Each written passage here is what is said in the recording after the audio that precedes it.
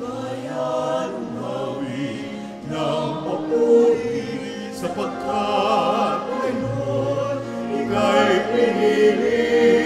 Isang bayan, isang libing.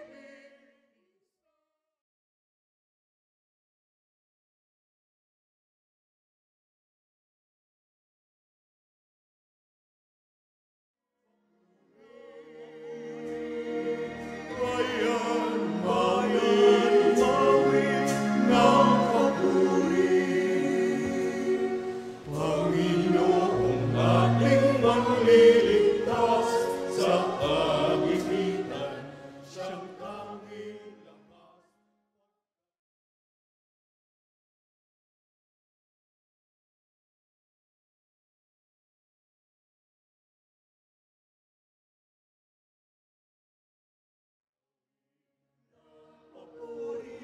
Sapagkat ngayon ika'y pinili. Isang bayan, isang libing, isang hari. Bayan umawi ng papuri.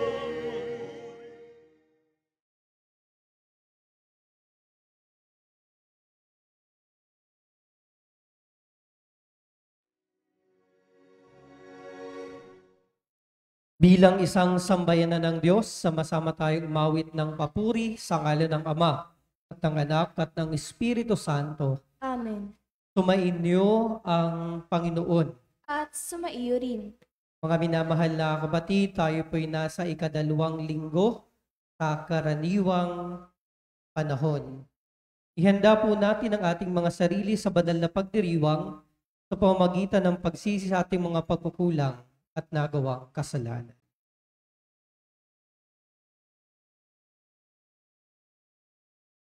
Sinugong tagapagpagaling ng mga nagsisisi, Panginoon, kaawaan mo kami. Panginoon, kaawaan mo kami. Naparito ka upang tawagin ng makasalanan para magsisi. Kristo, kaawaan mo kami. Kristo, kaawaan mo kami. Nakaluklo ka sa kanan ng Ama upang ipanalangin kami. Panginoon, kaawaan mo kami. Panginoon, kaawaan mo kami. Kaawaan tayo ng mga pangyarihang Diyos, patawarin tayo sa ating mga kasalanan, at patnubayan tayo sa buhay na walang hanggan. Amen.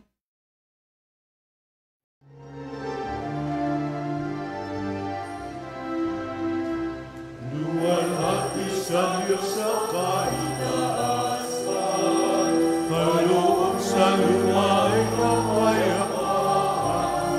Sinupuri ka at ipinagdarman, sinasamba ka dahil sa dakila mong kalwalhatian.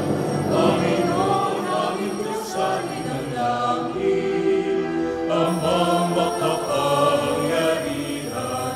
Panginoong Jesucristo, tuntong na anak ng Diyos, Kordero ng Ama, ikaw na nag-aalis ng mga kasalanan ng sanlibutan. Tanggapin mo ang aming kahilingan, ikaw na nanuluklok.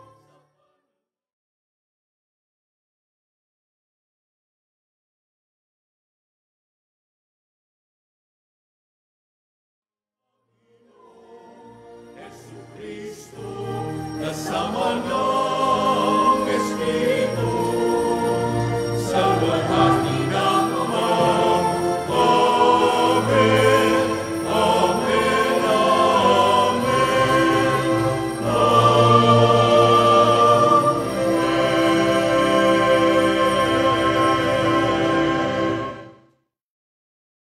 Manalangin tayo. Ama naming makapangyarihan, ang langit at lupa ay iyong pinamamahalaan. Dinggin mo ang pagluhog ng iyong sambayanan at pagkalooban mo kami ng kapayapaan araw-araw. Sa pamamagitan ni Jesucristo, kasama ng Espiritu Santo magpasawalang hanggan. Amen. Umupo po ang lahat.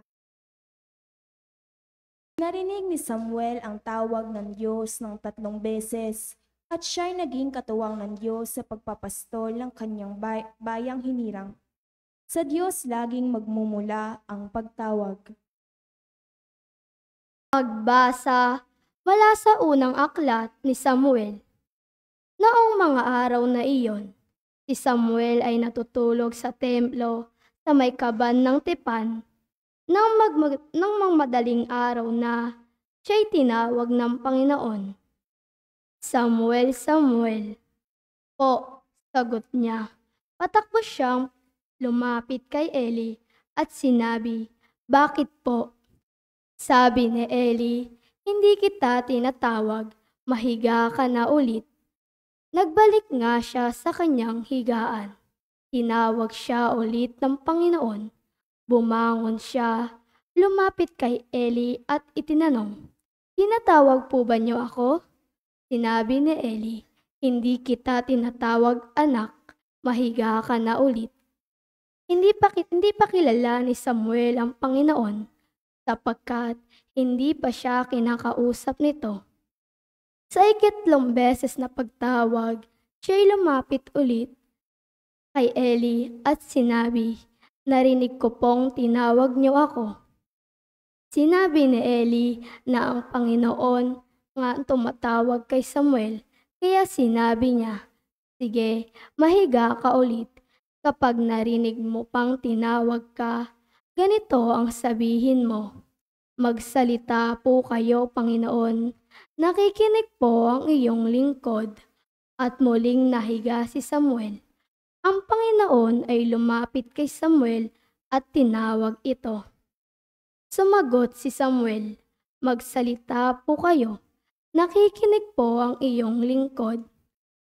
Habang lumalaki si Samuel, patuloy siyang pinapatnubayan ng Panginoon at nagkatotoo ang lahat ng sinabi niya. Ang salita ng Diyos. Salamat sa Diyos. Salmong tugunan ng ating pong itutugon. Handa akong naririto upang sundin ang loob mo.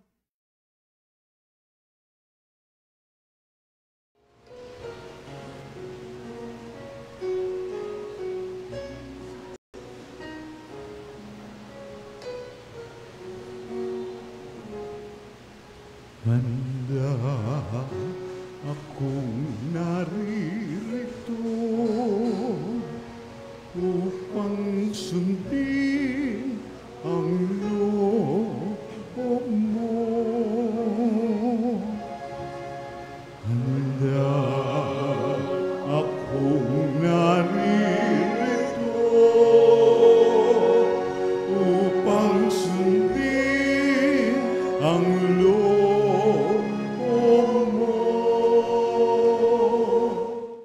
Ako'y naghihintay sa aking Panginoon at dinininig niya ang aking pagtaghoy. Tinuruan niya ako pagkatapos ng bagong awitin, papuri sa Diyos. Handa akong naririto upang sundin ang loob mo.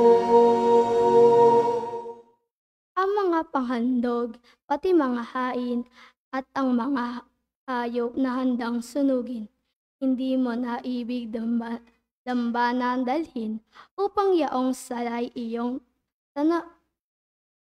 tawarin. Sa halip, ang iyong kalooban sa akin ay ang pandinig ko upang ika'y dinggin. Handa akong naririto upang sundin ang loob mo. Kaya ang tugon ko, ako'y naririto, nasa kautusan ang mga turo mo. Ang nais kong sundi, iyong kalooban, aking itatago sa puso ang aral. Handa akong naririto upang sundin ang loob mo. Ligtas mo'y aking hinayag, saan mang magtipon ang iyong mga anak, at di ako titigil ng pagpapahayag. Handa akong narito upang sundin ang loob mo. Handa akong narito upang sundin ang loob mo.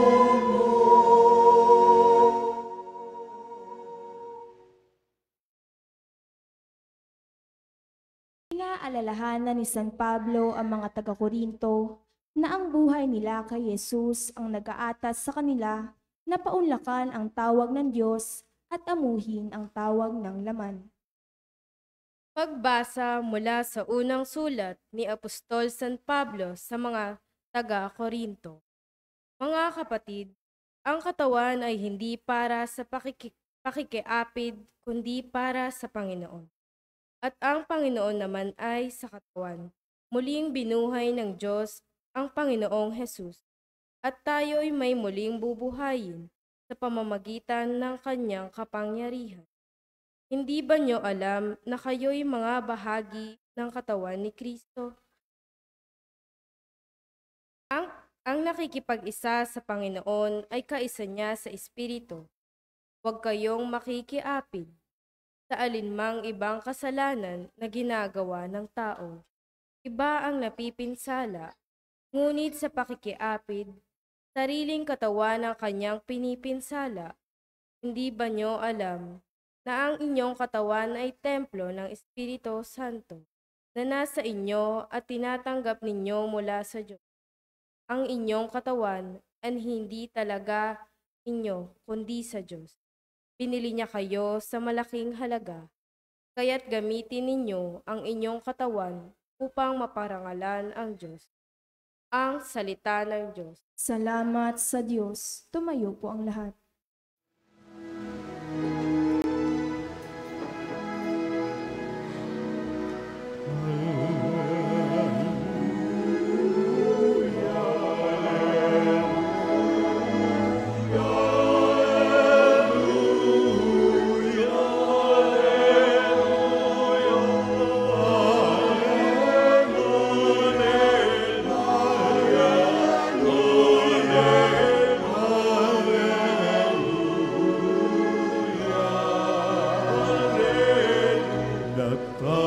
Natagpuan ng Mesiyas nang sa Kanya'y naghahanap. Siya'y pag-ibig na matapat. Alleluia,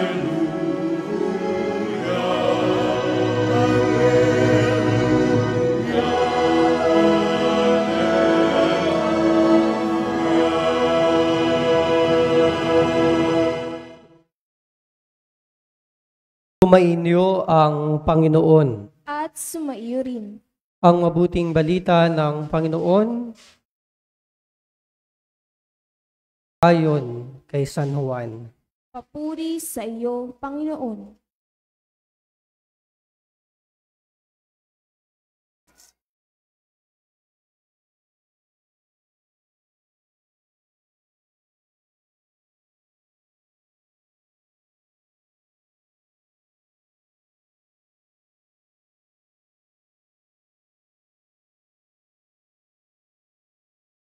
Noong panahong iyon, nakatayo si Juan at ang dalawa sa kanyang mga alagad. Nakita niya si Jesus na nagdaraan at kanyang sinabi, "Ito ang kordero ng Diyos." Narinig ng dalawang alagad ang sinabi niya at sumunod sila kay Jesus. Lumingon si Jesus at nang makitang sumusunod sila, ay kanyang tinanong, "Ano ang hinahanap ninyo?" Sumagot sila, "Saan po kayo nakatira, Rabay?" Ang kahulugan ng salitang ito ay guro.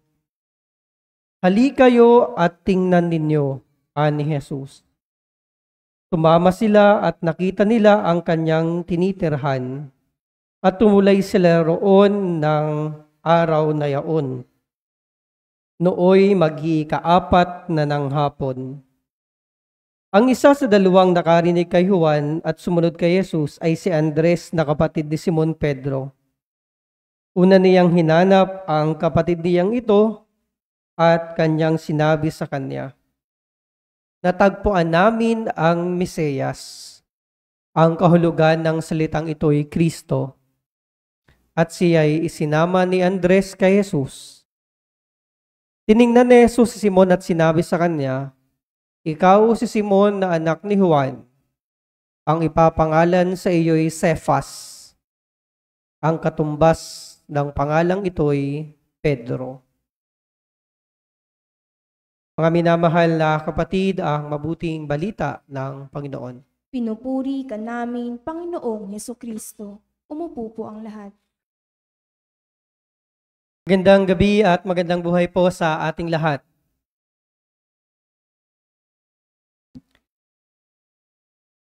Lahat po tayo siguro ay nakatanggap na ng isang paanyaya or nagkaroon na ng invitation.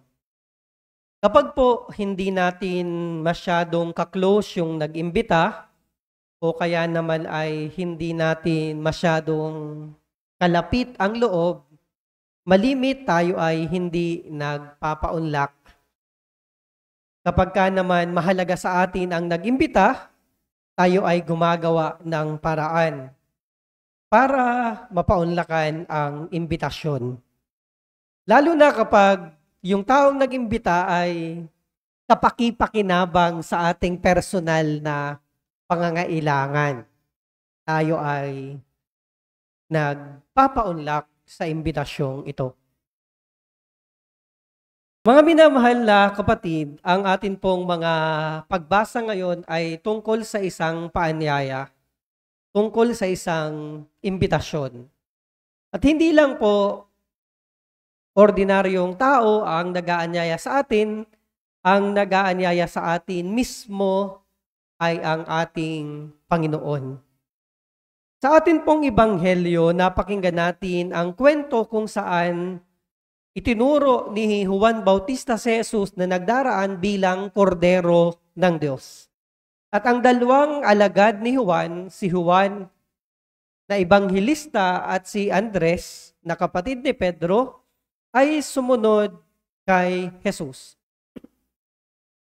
At nang malaman ng ating Panginoong Jesus na sila ay sumusunod sa Kanya, tinanong niya sila, ano ang hinahanap ninyo? At sumagot naman ang dalawang ito, saan po kayo nakatira? Saan po kayo nakatira? Imbis na sabihin ni Jesus ang kanyang address, sa Nazareth, Galilea ako nakatira, ano ang tugon ng ating Panginoon kay Juan at kay Andres? Halikayo at tingnan ninyo. Come and see. This was the response of Jesus to John and Andrew, who asked, where does he live? Kung saan siya nakatira. Come and see. And the answer of Jesus is actually an invitation. It is actually an invitation to John and Andrew to come and to see. To come and to see. Mga minamahal na kapatid, marami pong mga pagkakataon sa iba't ibang yugto ng ating buhay na tayo ay inaanyayahan ng ating Panginoon. Na tayo ay Kanyang iniimbitahan. Na tayo ay Kanyang inaanyayahan. Ang tanong, handa ba tayong magpaunlak sa Kanyang paanyaya? Handa ba tayong tumugon sa Kanyang paanyaya? Una, inaanyayahan tayo ng ating Panginoon sa buhay. God invites us to life. Ito nga yung sinabi ng ating Diyos, mula sa sinapupunan ng iyong ina, kilala na kita, tinawag kita sa iyong pangalan at ikaw ay akin. Kaya tayo naririto sa mundong ibabaw ay dahil pinagkaloob ito sa atin ng Diyos. At inaaniyahan tayo ng Diyos na mamuhay ayon sa buhay na inilaan niya para sa atin. Isang buhay na ganap at kasiya-siya. And so, God is inviting us to live our life to the fullest. Na mamuhay tayo sa buhay na kasiya-siya para sa Kanya. Napakaikli at napakaganda po ng buhay, mga minamahal na kapatid, kung ito'y ating sasayangin lamang. Yung pelikula ngayon na trending no, sa MMFF, ang title ay Rewind. No? Pinagbibidahan ni Dingdong Dantes at ni Marian. No? It talks about life. It talks about time. Maikli lamang po ang buhay. And so God is inviting us to live our life to the fullest.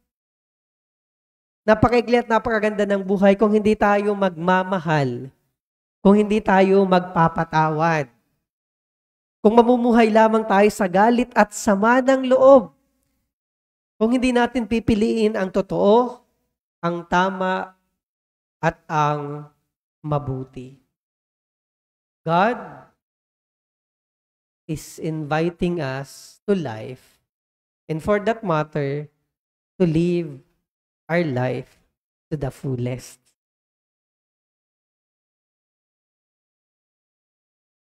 Totoo po, malimit, mahirap ang buhay. Totoo po, maraming mga pagsubok at problema na kinakaharap tayo sa ating buhay. Pero kahit mahirap at puno ng suliranin, maganda pa rin ang buhay. Yes, life may be tough sometimes. Life may be hard sometimes. But life is still beautiful. Because we have God who invites us to live our life and to journey with Him in His paradise. Second, God is inviting us to value our body. To value our body. Napakaganda po ng ikalawang pagbasa mula sa sulat ni Apostol San Pablo. Ipinapaalala po sa atin ni Apostol San Pablo ang kahalagahan ng ating katawan. Napakahalaga po ng ating katawan because it is the external manifestation of our spirit. Totoo po na ang ating sarili ay binubuo ng kaluluwa at binubuo ng katawan. Pero kapag po humina ang ating katawan, naapektuhan po ito ang ating espiritu. At kapag bumigay ang ating katawan, no, humihiwalay dito ang ating espiritu. And so, St. Paul is reminding us that our body is the temple of the Holy Spirit. So we must value our body. Napakarami pong tao ang masyadong pinapagod ang sarili sa trabaho. Hindi po masamang magtrabaho, maganda po iyan. Pero yung parang ubusin mo na ang oras mo sa trabaho at wala ka ng panahon para alagaan ang iyong sarili, inaabuso mo ang iyong sarili, kulang ka sa tulog, kulang ka pa sa kain, masyado mo pang pinapagod ang iyong sarili. Later on, mararamdaman ito ng ating katawan. Pahalagahan ho natin ang ating katawan kasi kung wala ang ating katawan, wala tayong external manifestation. Ang ating katawan, ang ating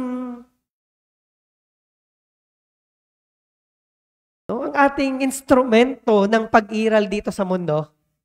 At kung mahina ang ating katawan, hindi natin magagawa ang maraming mga bagay na gusto nating gawin. pahalagahan natin ang ating katawan. Iisa lang din po yan. Hindi po masamang magpahinga. Hindi po masamang paminsan-minsang alagaan natin ang ating mga sarili. Hindi po masamang paminsan-minsang ipamper natin ang ating mga sarili. Last lang ang ating katawan. Alagaan po natin ito. Ito po ang ating instrumento ng pag-iral sa mundo. At napakahalaga na pinapahalagahan natin ang ating katawan. Ang tanong, totoo bang pinahalagahan natin ang ating katawan o inaabuso natin ito sa mga bisyo, sa mga bagay na nakakasira at nakapinsala sa ating katawan? Again, God is inviting us to value our physical body as we value our soul and our spirit. Ikatlo po, God is inviting us to stay with Him, to remain with Him. Sa atin pong ebanghelyo, napakinggan natin, sinabi ng ating Panginoon, "Hali kayo at tingnan ninyo."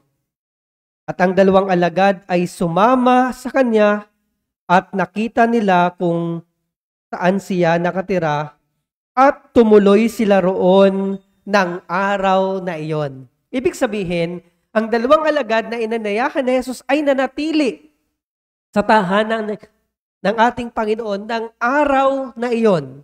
At dahil nanatili sila kay Jesus, nalaman nila ang buong katotohanan kung sino si Jesus. Anong sabi ni Andres sa kanyang kapatid na si Pedro? Natagpuan namin ang Mesiyas. Natagpuan namin ang Mesiyas just by staying and remaining with Jesus. Andrew and John recognized that Jesus is not just an ordinary person.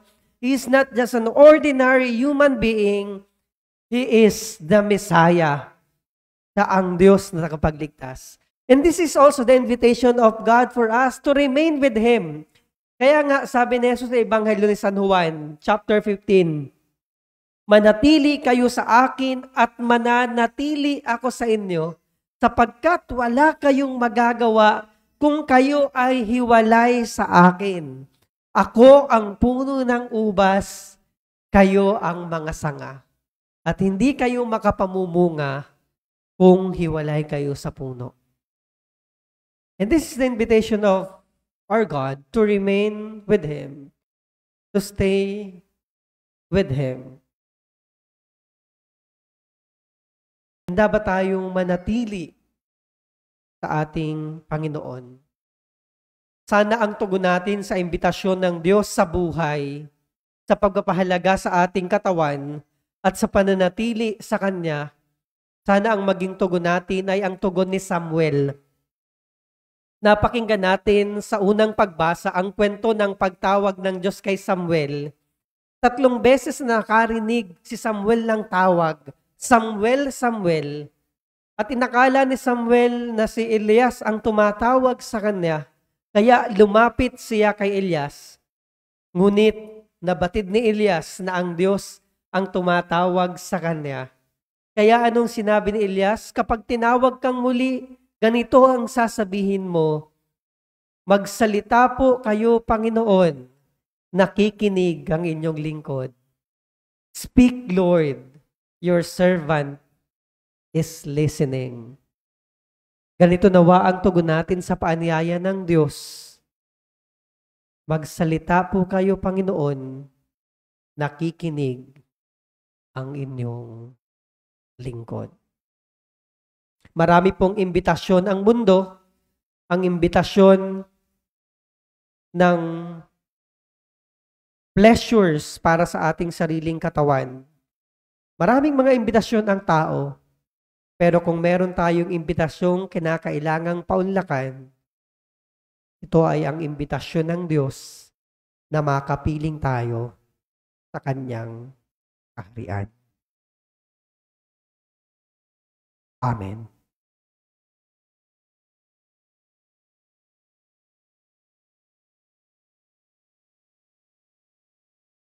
Sumasampalataya ako Sa Diyos amang makapangyarihan sa lahat, na may gawa ng langit at lupa. Sumasampalataya ako kay Yesu Kristo, iisang anak ng Diyos, Panginoon nating lahat. Nagkatawang tao siya lalang ng Espiritu Santo. Pinanganak ni Santa Mariang Birhen, Pinagpakasakit ni Poncio Pilato, ipinako sa krus na matay inilibing, nanaog sa kinaroroonan ng mga yumaong. Nang may katlong araw na buhay na maguli, umakyat sa langit, naluluklok sa kanan ng Diyos amang makapangyarihan sa lahat. Doon magmumulang paririto at huhukom sa nabubuhay at nangamatay na tao. Sumasampalataya naman ako, Diyos Espiritu Santo, sa banal na simbahang Katolika, sa kasamahan ng mga banal, sa kapatawaran ng mga kasalanan, sa pagkabuhay ng muli ng nangamatay na tao, at sa buhay na walang hanggan. Manalangin tayo sa Ama na bigyan tayo ng lakas na tumugon at maging tapat sa pagsunod sa kanyang mga kagustuhan. Sa bawat panalangin ng ating itutugon, Panginoon, dinggin mo ang aming panalangin. Panginoon, dinggin mo ang aming panalangin.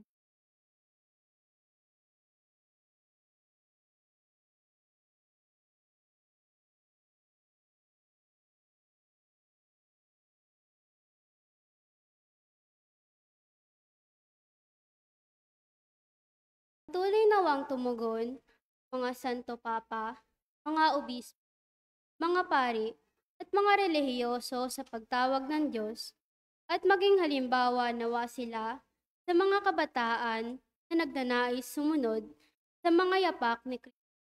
Manalangin tayo. Panginoon, dinggin mo ang aming panalangin. Tugunan nawa ng mga namumuno sa pamahalaan ang mga pangangailangan ng mga mayayaman, lalo na ang mga walang tinig, inaapi, at mga biktima ng karahasan at terorismo. Manalangin tayo. Panginoon, dinggin mo ang aming panalangin. Gugulin nawa ng mga kabataan ang kanilang mga malayang sandali sa mga kapaki-pakinabang at mga kabuluhang gawain. Manalangin tayo. Panginoon, dinggin mo ang aming panalangin. Makatagpo nawa ng lakas at pag-asa kay Kristo ang mga nagdadalamhati at mga dukha, may sakit at mga may kapansanan at iba pang mga nagdurusa. Manalangin tayo.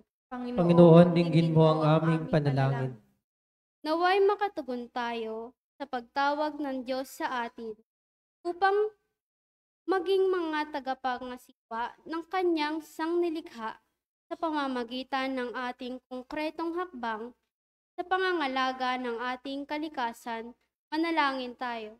Panginoon, dinggin mo ang aming panalangin. Tahimik nating itaas sa Diyos ang ating personal at pampamilyang kahilingan.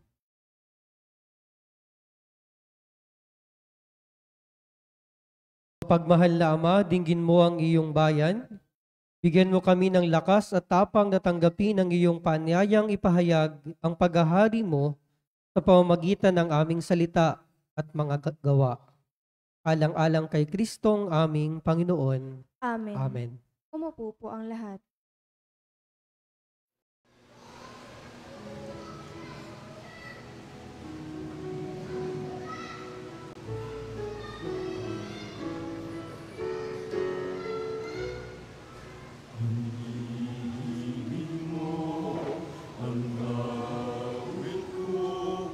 Lahat ng ito'y nagmula sa iyo. Muli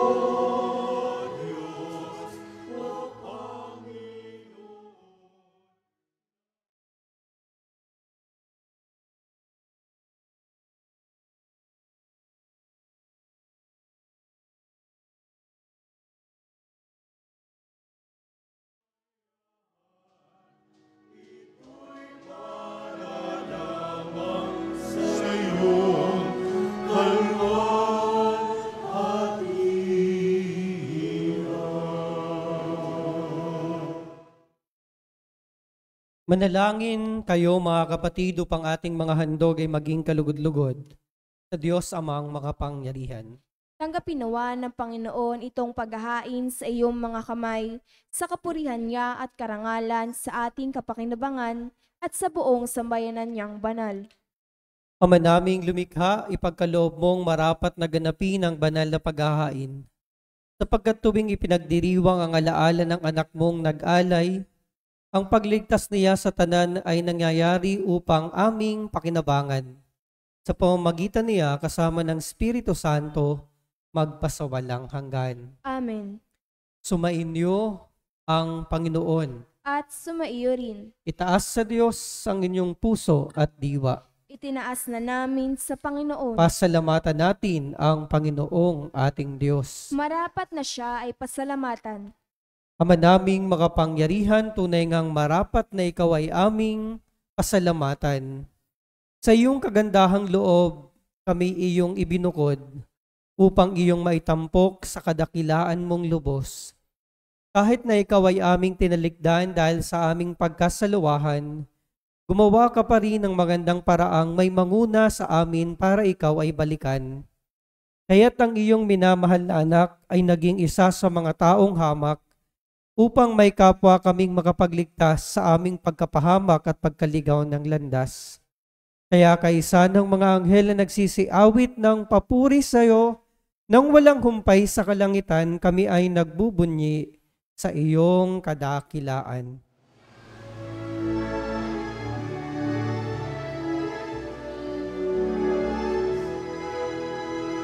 Santo, Santo, Santo, Diyos makapangyarihan, napupuno ang langit at lupa ng kaluwalhatian.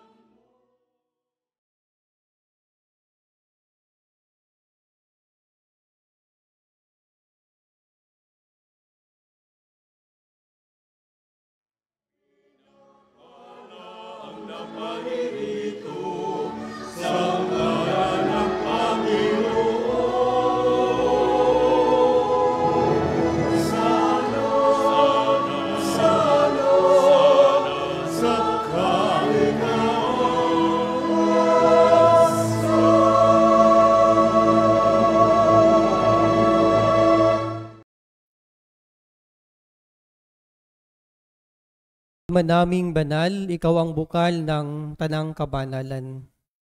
Kaya't sa pamamagitan ng iyong Espiritu, gawin mong banal ang mga kaloob na ito, upang para sa amin maging katawan at dugo ng aming Panginoong Hesukristo.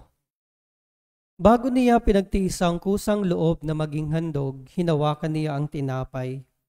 Pinasalamatan kaniya, pinaghati-hati niya iyon, iniabot sa kanyang mga alagad at sinabi, "Tanggapin ninyong lahat ito at kanin, ito ang aking katawan na ihahandog para sa inyo."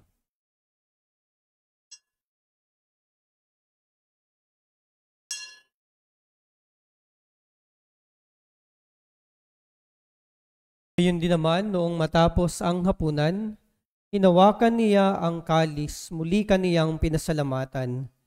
Inabot niya ang kalis sa kanyang mga alagad at sinabi, "Tanggapin ninyong lahat ito at inumin, ito ang kalis ng aking dugo, ng bago at walang hanggang tipan. Ang aking dugo na ibubuhos para sa inyo at para sa lahat sa ikapagpapatawad ng mga kasalanan. Gawin ninyo ito sa pag-alala sa akin."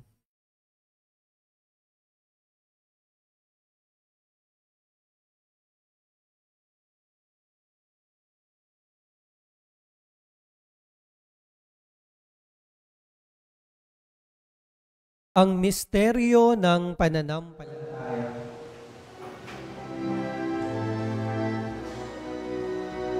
Sa krus mo at pagkabuhay, kami natubos mong tunay. O Jesus, kami mahal, iligtas mo kami tanan. O Jesus, kami mahal,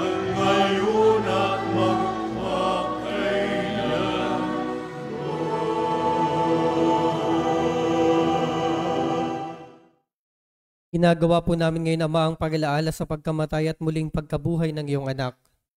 Kaya't iniaalay namin sa iyo ang tinapay na nagbibigay buhay at ang kalis na nagkakaloob ng kaligtasan. Kami nagpapasalamat dahil kami yung minarapat na tumayo sa harap mo para maglingkod sa iyo. Sinasamo namin kaming magsasalo-salo sa katawan at dugo ni Kristo ay mabuklod sa pagkakaisa sa pamamagitan ng Espiritu Santo.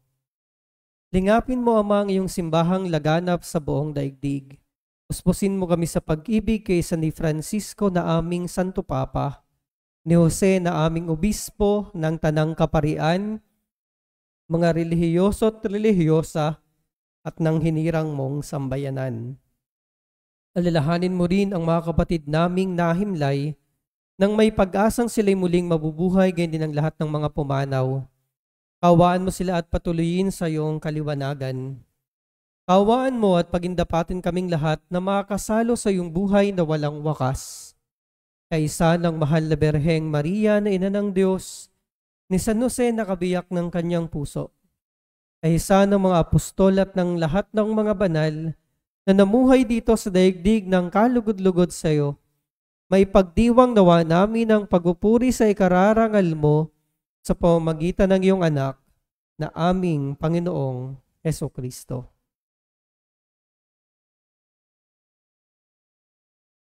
Sa pamamagitan ni Kristo, kasama niya at sa Kanya, ang lahat ng parangal at papuri ay sa iyo, Diyos Amang makapangyarihan, kasama ng Espiritu Santo magpa sa walang hanggan.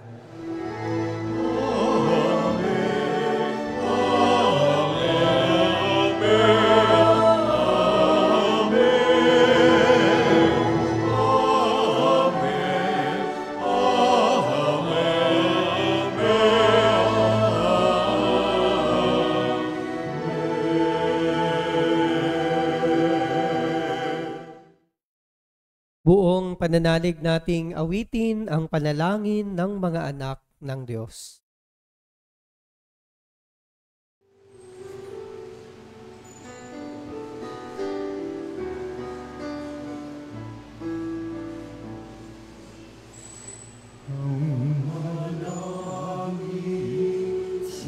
Sumasalangit ka, sumbahin ang ngalan mo.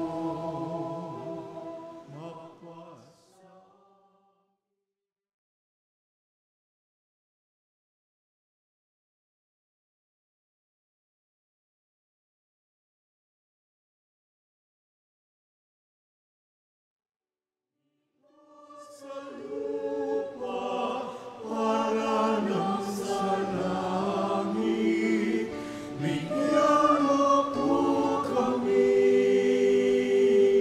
ngayon ng aming kakanin sa araw.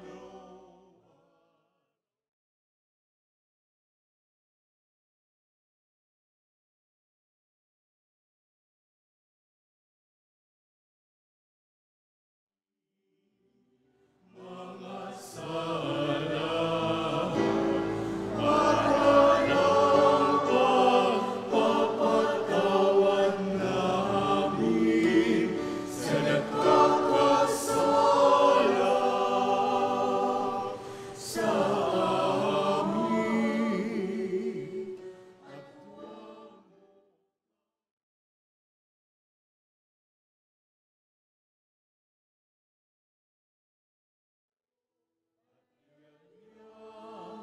Kami sa lahat ng masama. Humihiling namin pamilya sa lahat ng masama, pagkalooban ng kapayapaan araw-araw. Iligtas sa kasalanan at ilayo sa lahat ng kapahamakan. Samantalang aming pinananabikan ang dakilang araw ng pagpapahayag ng tagapagligtas naming si Jesucristo. Sapagkat sa iyo ang kaharian, kapangyarihan at kapurihan, ngayon at magpakailanman.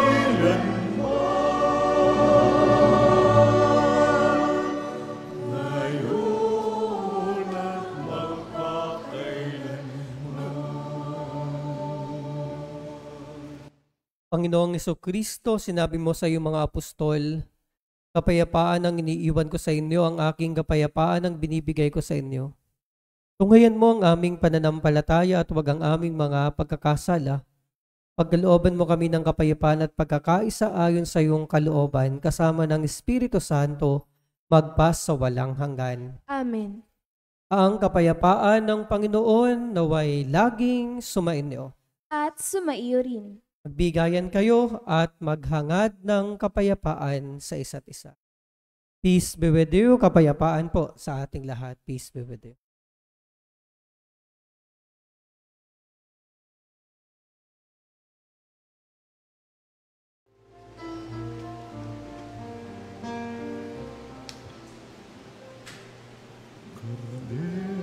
ng Diyos na nag-alis ng mga kasalanan ng mundo. Maawa ka sa amin.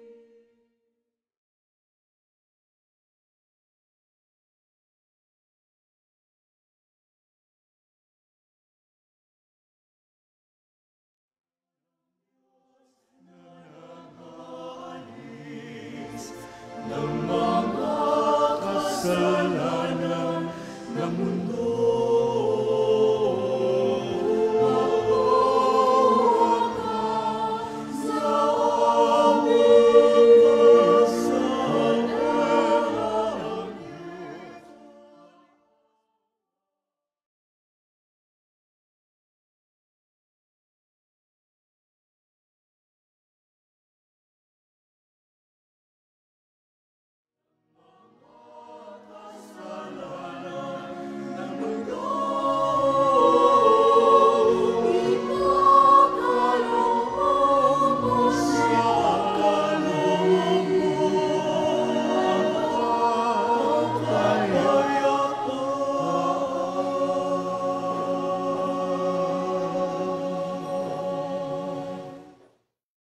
Mga minamahal na kapatid, masanatin sa Jesus ang kordero ng Diyos na nag-aalis ng mga kasalanan ng sanlibutan. Mapapalad tayong inaaniyahang makibahagi sa piging ng banal. Panginoon, di ako dapat na magpatuloy sa iyo, ngunit sa isang salita mo lamang ay gagaling na ako.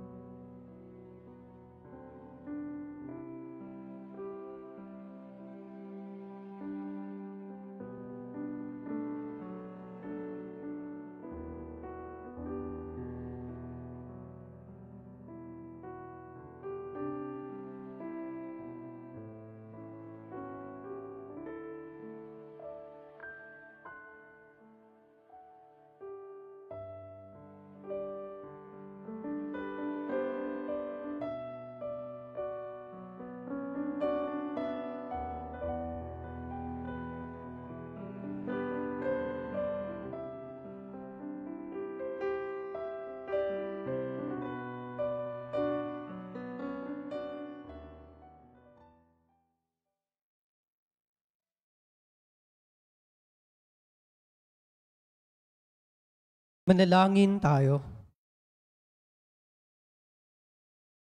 Ama naming mapagmahal, padaluyin mo sa amin ang batis ng Espiritu ng iyong pag-ibig, upang kaming pinapagsalo mo sa pagkaing iyong bigay, para kami pagbuklurin ay magkaisa sa pananalig sa iyo, sa pamamagitan ni Jesucristo kasama ng Espiritu Santo magpasawalang hanggan. Amen. Maraming salamat po. Magsiupo ang lahat. Maraming salamat po sa lahat ng dumalo ng banal na misa, lalo higit sa ating lectors, commentators, samis, sa ating Eucharistic ministers, sa ating mga altar servers, sa ating choir. Thank you very much po sa inyo. At Happy New Year po. Nagagalak po ako na muli kayong makasama sa pagdiriwang ng banal na misa ngayong taong 2024. Magsitayo po ang lahat. Sumainyo ang Panginoon At sumaiyo rin. at naway ingatan kayo ang inyong mga mahal sa buhay ng isang mapagmahal at makapangyarihang Diyos, Ama at Anak at Espiritu Santo. Amen. Pumayo kayong mapayapa upang ang Diyos ay mahalin at paglingkuran. Salamat sa Diyos.